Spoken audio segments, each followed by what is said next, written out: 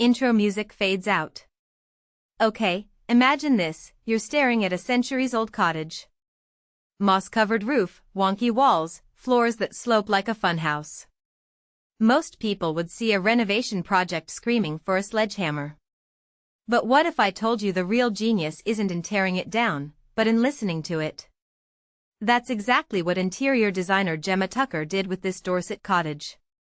And honestly, it's a masterclass in how to modernize without soul-crushing Instagramification. Let's unpack why this matters. We live in an era where luxury rustic often means slapping shiplap on every wall and calling it a day. But this project? It's different. The homeowners didn't want a Pinterest clone, they wanted a feeling. A retreat from their chaotic London life that still felt rooted in the land it sat on for hundreds of years.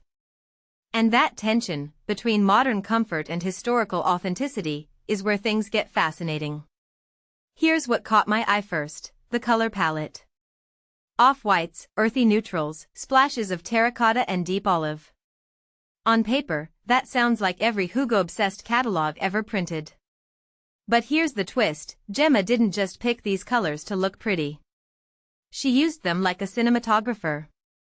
Think about it. Large windows framing those rolling Dorset hills, then a warm, grounding palette that makes the outdoors feel like part of the room.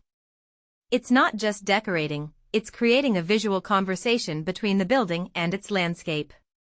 Most designers slap a nature-inspired rug and call it a day. This is choreography. And let's talk about texture. Flagstone floors, slubby linen, hand-thrown ceramics. We're swimming in tactility here. Why does this matter? Because we've spent decades fetishizing clean lines and minimalism to the point of sensory deprivation. But this cottage reminds us, humans crave texture. It's primal. A roughly hewn oak table doesn't just add character, it whispers stories of the forest it came from. Every imperfect tile, every knot in the wood, becomes a tiny rebellion against soulless, factory-produced interiors. Personally, I think this is the antidote to the flat-lay generation. You don't just look at this space, you feel it in your bones. Now, let's address the elephant in the room, bespoke art.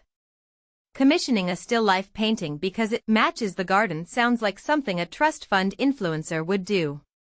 But dig deeper.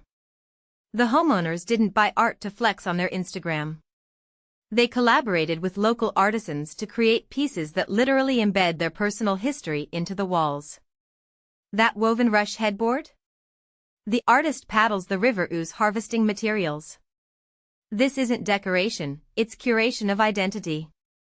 In my opinion, this blurs the line between interior design and autobiography. Your home becomes a living scrapbook, not a showroom.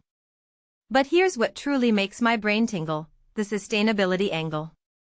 Not the I bought a $12,000 reclaimed wood table flex, but the quiet genius of repurposing cabinets and sourcing vintage furniture.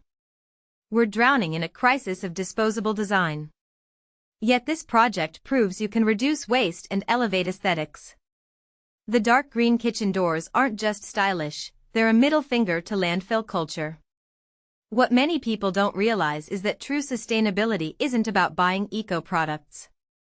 It's about rethinking how we interact with existing materials. This cottage doesn't preach, it practices. And that brings me to my final thought, why does this renovation feel so refreshing? Because it rejects the binary of old versus new. Too often, historic homes become mausoleums frozen in time, or get gutted into soulless modern boxes. This project does neither. It's like a conversation across centuries, where 18th century beams coexist with hand-thrown mugs and a carefully curated Danish antique. From my perspective, this isn't just interior design. It's time travel with central heating. It's proof that the most meaningful spaces aren't built, they're grown. So here's my challenge to you, next time you walk into a room, don't ask how can I upgrade this? Ask what's already speaking to me. Because sometimes, the magic isn't in what you add, but in what you refuse to erase. Pause, what's your take? Is preserving history in design worth the extra effort? Let's debate in the comments. And if you're into rabbit holes about architecture with a side of life philosophy, yeah, you know what to do. Outro music fades in.